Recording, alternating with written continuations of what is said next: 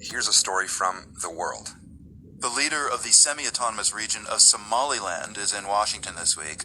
Muse Bihi Abdi is seeking international recognition for Somaliland as an independent country, separate from Somalia. The World's Africa correspondent, Halima Gakandi, spoke with President Bihi. Before we hear your interview, Halima, remind us where Somaliland is and just the basics of what we need to know about the place.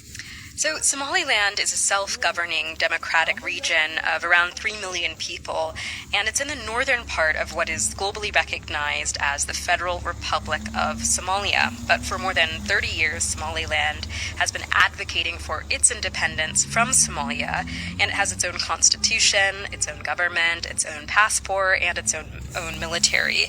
And Somaliland makes the case that for its independence by pointing out that, in fact, at one point it was independent from the rest of Somalia after the end of colonialism. It was a British protectorate, whereas the rest of this region was under the Italian colonialism. After colonialism, they both had their own independence, but then decided to join together as the Somali Republic.